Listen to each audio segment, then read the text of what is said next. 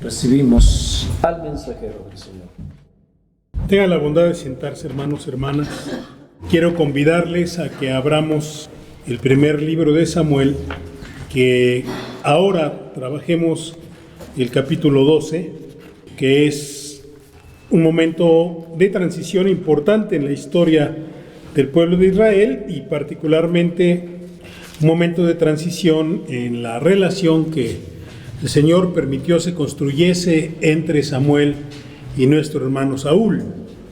Comenzamos hablando de la parte final de esta relación y estamos ahora recuperando la parte histórica a propósito de aquella situación. Y a propósito de aquella situación, precisamente en que había una inquietud alrededor del juicio del Señor, cuando el Señor, hablando con Saúl por conducto de Samuel, le llamó la atención sobre la radicalidad de la obediencia, porque para el Señor es fundamental, es importantísimo el obedecer antes que el ofrecer sacrificios.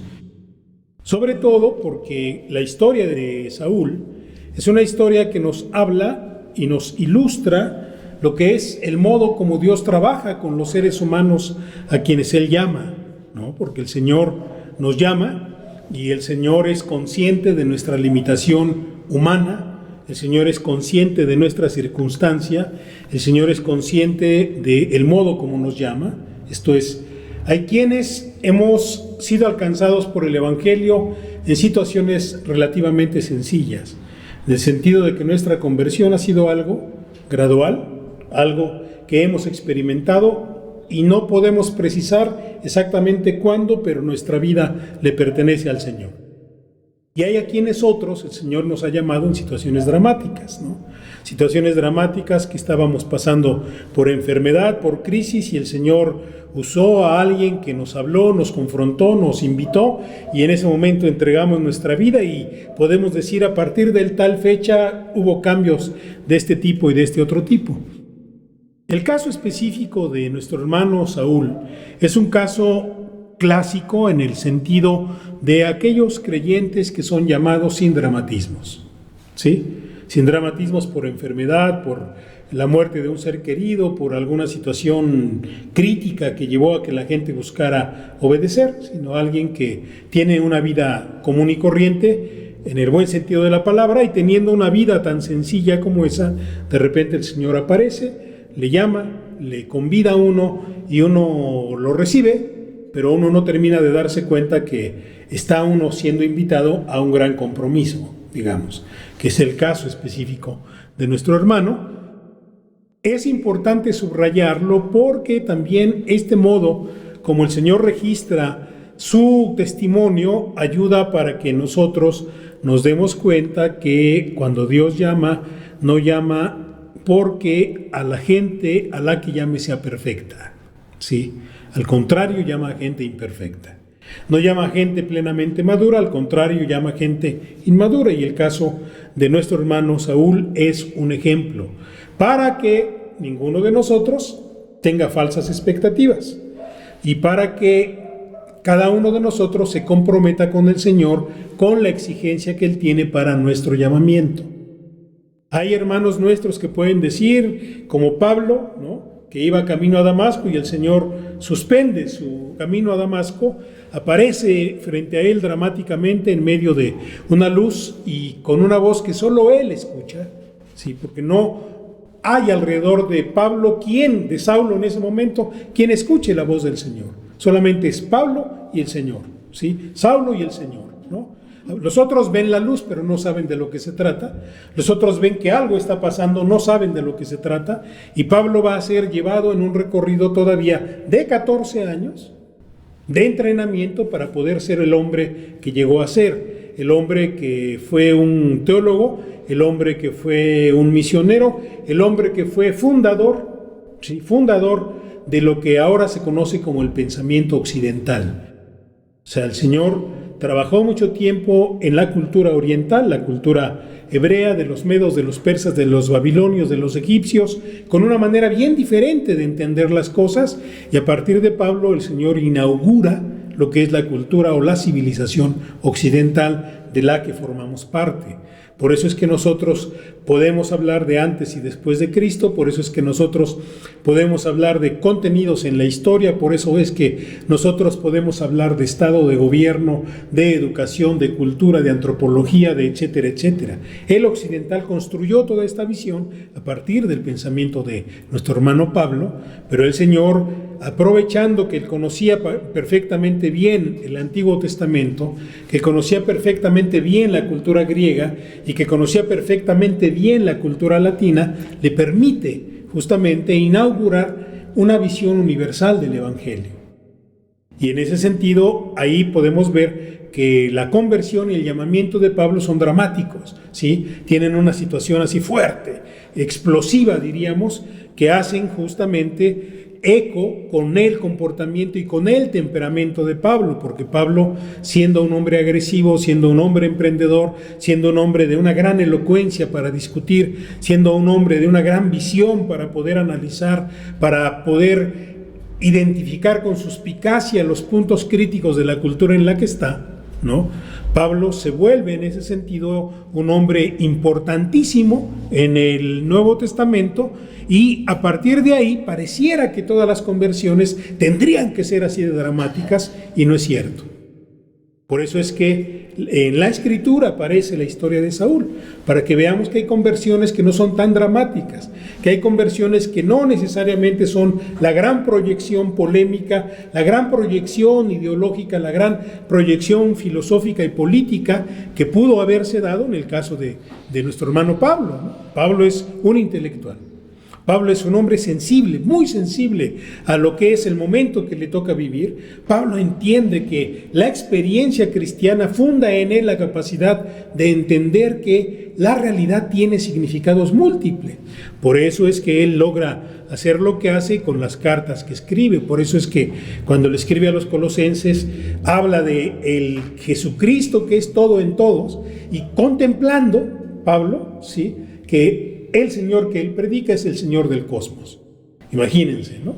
No había desarrollo tal de la ciencia astronómica y él ya está poniendo a Cristo por encima de todo el cosmos. Su capacidad de descubrir la fuerza de la resurrección le lleva a eso.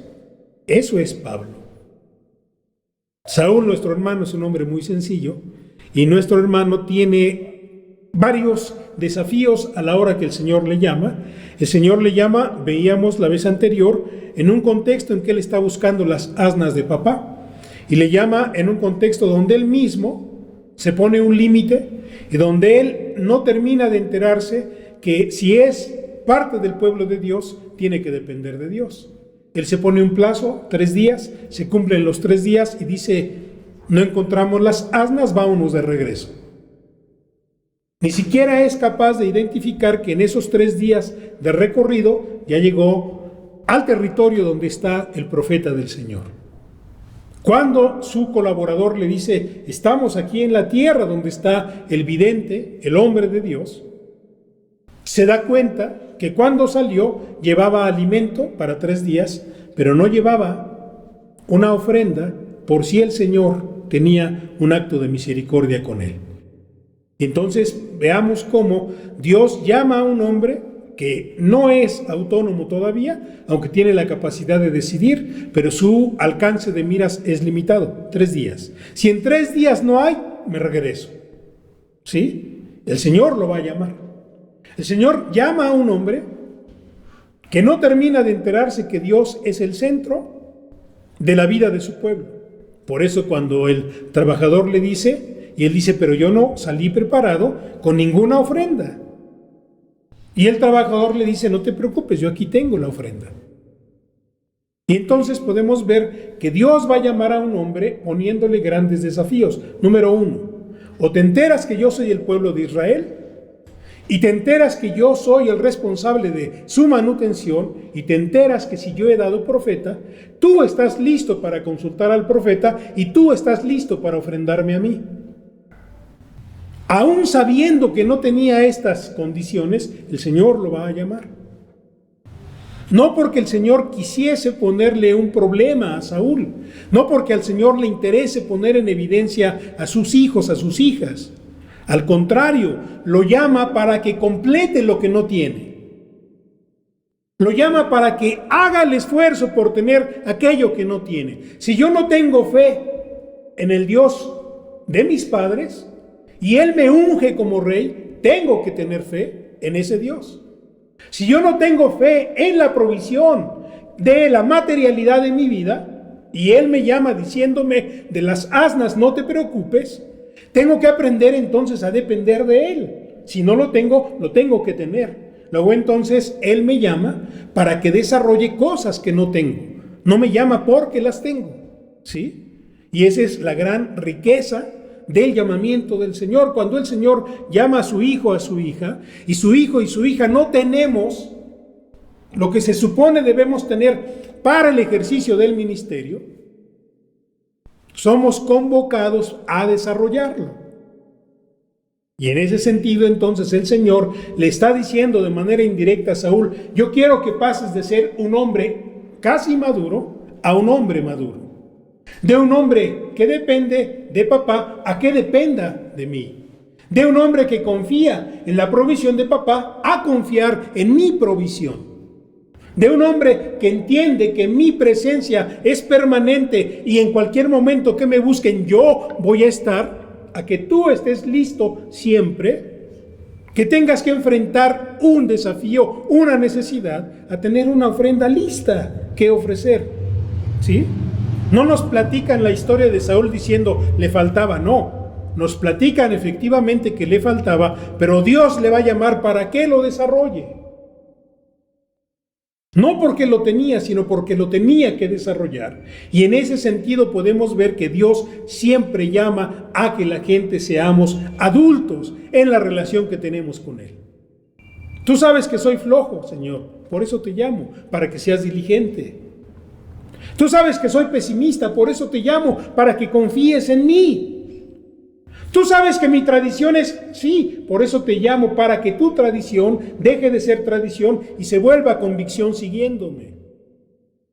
Pero tienes que esforzarte, tienes que hacer el ejercicio de conseguir eso que no tienes, pero no porque yo vea que no alcanzas a estar a la estatura, sino porque justamente para eso te llamo, para que desarrolles, para que crezcas, para que te comprometas, para que ejercites tu ministerio, completando aquello que no te dio ni tu cultura, ni tu tradición, ni tu manera de entender la realidad. Porque este hombre tenía una cultura, una tradición y una manera de entender la realidad que el Señor quería que cambiaran.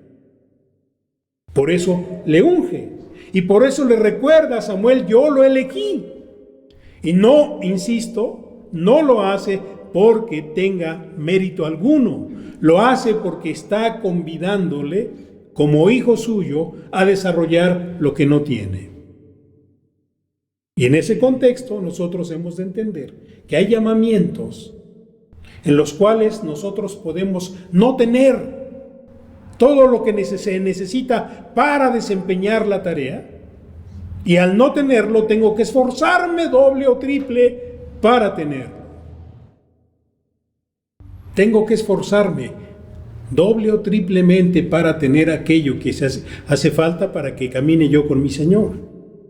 Y entonces el Señor va a ungir a nuestro hermano, y nuestro hermano va a ser ungido, y nuestro hermano va a mostrar debilidad aún en el momento que es ungido, porque una vez que tiene la declaratoria formal de parte del profeta, Dios te ha elegido, y regresa a casa, regresa a callarse. No le platica a nadie, estando en casa, lo que acaba de suceder en su vida, lo que Dios acaba de hacer con él. No dice la Escritura que Dios se desagrada. Al contrario, la Escritura nos dice eso porque nos habla de cuánto le faltaba a nuestro hermano Saúl empeñarse en decir, Dios me ungió, Dios me llamó, Dios me ha dado esta promesa. Tengo que trabajar mucho en mi persona, tengo que trabajar mucho con mi familia, tengo que trabajar mucho con el pueblo, tengo que trabajar mucho con la palabra y tengo que trabajar mucho con su profeta. Pero él se quedó en esta parte de, bueno, ¿quién sabe por qué me lo diría? Se siente bonito haber experimentado ser objeto de un banquete. Se siente bonito que el hombre ceremonioso, en el nombre del Señor, me dice unas palabras y me unge y me da una promesa. Pero yo me lo guardo. Es tan personal que en su momento tendré que desarrollarlo. Y entonces, en esta circunstancia, precisamente en esta circunstancia, al profeta le queda claro que Dios es quien llama. El profeta tiene claro que es respuesta de Dios a una solicitud. Y el profeta tiene claro que esa solicitud no era la mejor solicitud. Y sin embargo, el profeta sigue caminando porque ha podido entender que Dios no siempre trabaja en un sentido lineal de que las cosas se realizan porque esta fase se cumple e iniciamos otra fase y continuamos con la siguiente fase. El profeta tiene claro que eso sería lo más común, pero a veces el Señor camina, hay regresión y vuelve a caminar, y puede haber abismo y vuelve a caminar. ¿Por qué? Porque es soberano. Y lo que hay que entender es eso, que Dios es soberano, que Dios trabaja cuando la historia es lógica, pero también cuando es irracional. Cuando la historia es entendible, pero sobre todo cuando no logro entenderla. Para eso nos cuentan esta historia. Ya entonces, en el capítulo 12, ya nosotros podemos ver justamente el momento en que Samuel entiende que se ha iniciado en la vida de Israel un periodo de transición. Un periodo de transición en el cual su lugar de juez y sacerdote está comenzando a dejar de ser. Samuel entiende que si Dios levanta a Saúl, es el inicio del principio del final de su ministerio. Apenas es el inicio del principio del final de su ministerio. El ministerio de Samuel va a pasar poco a poco a otra dimensión. No se siente defraudado, no se aferra a él continuar porque entiende que Dios sabe por qué propone los cambios, y al contrario, va y hace una ceremonia, y en esa ceremonia le plantea un conjunto de retos a sus hermanos.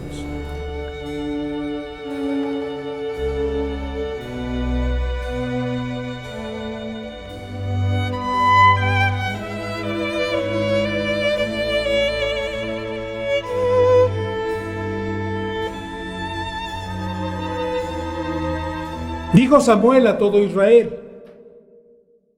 He aquí yo he oído vuestra voz en todo cuanto me habéis dicho, y os he puesto rey. Ahora pues, he aquí vuestro rey va delante de vosotros. Yo soy ya viejo y lleno de canas, pero mis hijos están con vosotros y yo he andado delante de vosotros desde mi juventud hasta este día. Aquí estoy. Atestiguad contra mí delante de Jehová y delante de su ungido, si he tomado el buey de alguno, si he tomado el asno de alguno, si he calumniado a alguien, si he agraviado a alguno, o si de alguien he tomado cohecho para cegar mis ojos con él, y os lo restituiré. Entonces dijeron: Nunca nos has calumniado, ni agraviado, ni has tomado algo de vano de ningún hombre. Y él les dijo: Jehová es testigo contra vosotros, y su ungido también es testigo en este día, que no habéis hallado cosa alguna en mi mano. Y ellos respondieron: Así es. Entonces Samuel dijo al pueblo: Jehová, que designó a Moisés y a Aarón, y sacó a vuestros padres de la tierra de Egipto, es testigo. Ahora pues, aguardad, y contenderé con vosotros delante de Jehová acerca de todos los hechos de salvación que Jehová ha hecho con vosotros y con vuestros padres. Cuando Jacob hubo entrado en Egipto y vuestros padres clamaron a Jehová, Jehová envió a Moisés y a Aarón los cuales sacaron a vuestros padres de Egipto y los hicieron habitar en este lugar. Y olvidaron a Jehová su Dios, y él los vendió en manos de Sísara, jefe del ejército de Azor, y en manos de los filisteos, y en manos del rey de Moab, los cuales les hicieron guerra. Y ellos clamaron a Jehová y dijeron: hemos pecado, porque hemos dejado a Jehová y hemos servido a los Baales y a Astarot. Líbranos pues ahora de mano de nuestros enemigos y te serviremos. Entonces Jehová envió a Jerobaal, a Barak, a Jefté y a Samuel, y os libró de la mano de vuestros enemigos en derredor, y habitasteis seguros. Y habiendo visto que Naas, rey de los hijos de Amón, venía contra vosotros, me dijisteis: no, sino que ha de reinar sobre nosotros un rey, siendo así que Jehová vuestro Dios era vuestro rey. Ahora pues, he aquí el rey que habéis elegido, el cual pedisteis. Ya veis que Jehová ha puesto rey sobre vosotros. Si temiereis a Jehová y le sirviereis y oyereis su voz y no fuereis rebeldes a la palabra de Jehová, y si tanto vosotros como el rey que reina sobre vosotros servís a Jehová vuestro Dios, haréis bien. Mas si no oyereis la voz de Jehová, y si fuereis rebeldes a las palabras de Jehová, la mano de Jehová estará contra vosotros como estuvo contra vuestros padres. Esperad aún una hora y mirad esta gran cosa que Jehová hará delante de vuestros ojos. ¿No es ahora la siega del trigo? Yo clamaré a Jehová y él dará truenos y lluvias, para que conozcáis y veáis que es grande vuestra maldad, que habéis hecho ante los ojos de Jehová, pidiendo para vosotros rey. Y Samuel clamó a Jehová, y Jehová dio truenos y lluvias en aquel día, y todo el pueblo tuvo gran temor de Jehová y de Samuel. Entonces dijo todo el pueblo a Samuel: ruega por tus siervos a Jehová tu Dios, para que no muramos, porque a todos nuestros pecados hemos añadido este mal de pedir rey para nosotros. Y Samuel respondió: no temáis, vosotros habéis hecho todo este mal. Y esta es la frase predilecta de la Escritura. Pero con todo eso,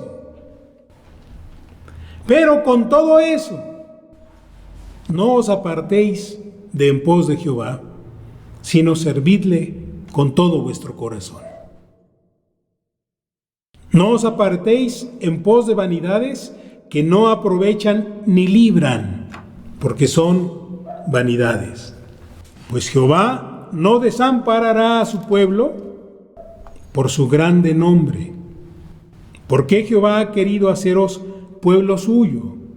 Así que lejos sea de mí que peque yo contra Jehová, cesando de rogar por vosotros. Antes os instruiré en el camino bueno y recto. Solamente temed a Jehová y servidle de verdad con todo vuestro corazón, pero considerad cuán grandes cosas ha hecho por vosotros. Mas, si perseverareis en hacer el mal, vosotros y vuestro rey pereceréis.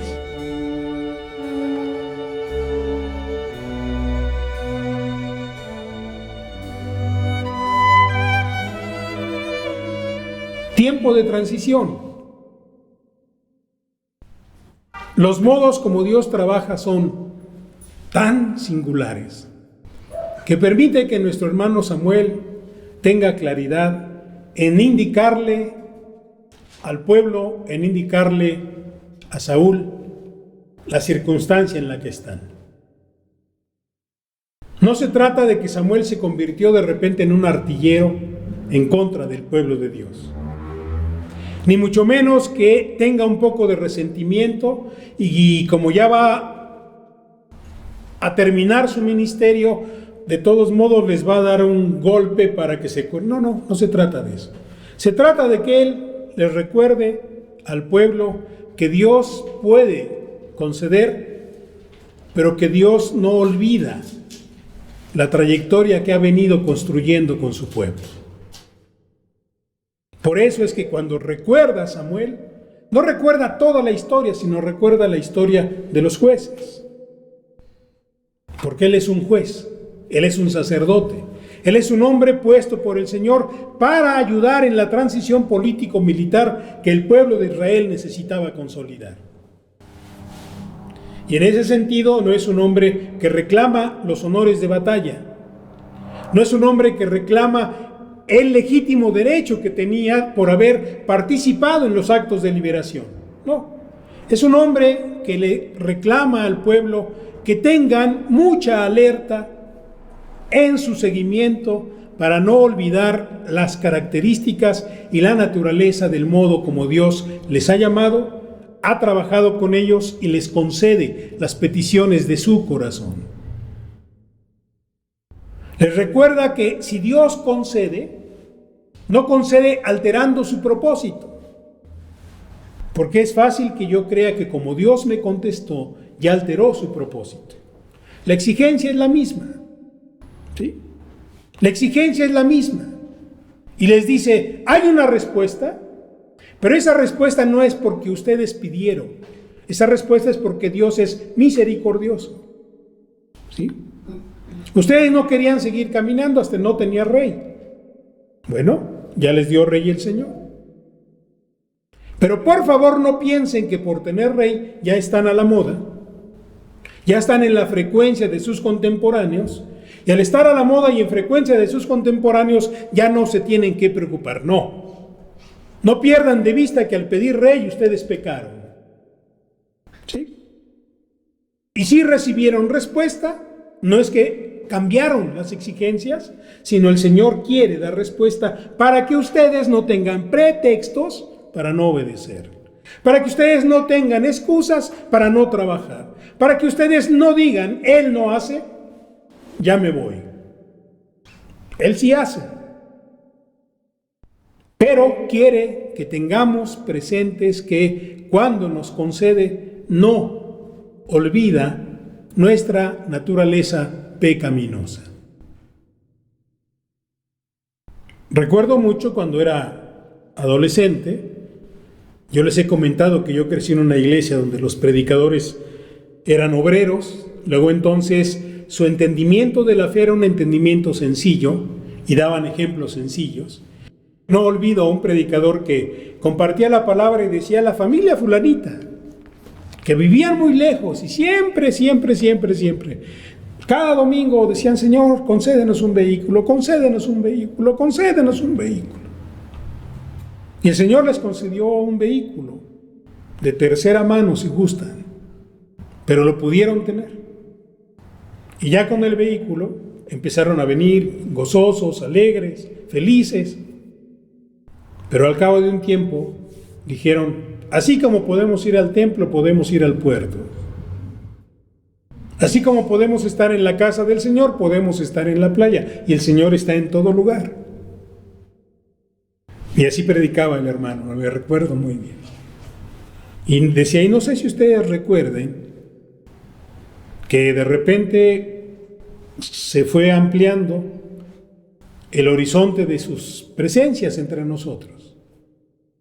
Y no sé si ustedes recuerden, nos decía en aquella ocasión, que nos llegó la historia de que habían tenido un pequeño problemita y más de un miembro de la familia había terminado su recorrido ahí.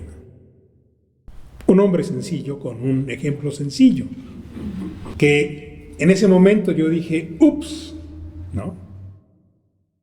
Pero cuando el Señor habla con su pueblo por conducto de Samuel, les dice, pecaron, pero Dios es Dios perdonador, ¿sí? Pecaron, pero no significa que el Señor no va a estar con ustedes. Pecaron, pero no significa que el Señor va a dejar de bendecirles. Pecaron, pero no significa que yo voy a dejar de instruirles, ¿sí? Para ayudarnos a entender que mi pecaminosidad no ahuyenta a mi Señor. Mi infidelidad no separa al Señor del compromiso que tiene de construirme. de hacerme semejante a su Hijo. Al contrario, me recuerda mi pecaminosidad para que yo tenga cuidado las siguientes ocasiones. Para eso me recuerda que soy pecador, no para que me remuerda la conciencia, porque eso es el remordimiento, que yo me lastime. ¿Sí? El Señor no me recuerda mi pecado para que yo viva del remordimiento. Me recuerda mi pecado para que yo tenga la capacidad de decir: bendito seas, Señor, que aún con mi pecado estás aquí como el Dios fiel que eres. Aún con mi arrogancia no me abandonas y me das respuestas y me das margen de obediencia y me das margen de fidelidad y me das margen de crecimiento, me das margen de compromiso. Alabado sea tu nombre, Señor. Por eso nuestro hermano Samuel les dice: yo me despido, pero no me despido en el sentido de no quiero verles. Me despido de este ministerio que está comenzando a dejar de ser. El juez y sacerdote ya no va a tener la autoridad que ahora debe tener el rey. Y lo está diciendo en presencia de Saúl, para que Saúl se entere que lo que recibió no fue solo un acto ceremonial más, que lo que él ha recibido es una carga enorme que se llama pueblo de Dios, al cual él tiene que ministrar. Por eso Samuel tiene que apelar a esto. Díganme, hermanos, ¿a quién de ustedes le he faltado? ¿A quién de ustedes le he pedido? ¿A quién de ustedes he calumniado? ¿A quién de ustedes? Y no está en un acto de integridad moral en el sentido clásico, sino él está justamente subrayando la naturaleza del ministerio de un juez, de un sacerdote, de un profeta, de un proclamador de la palabra. Es confiar en la palabra que predica. Es confiar en el Dios al que anuncia. ¿Sí?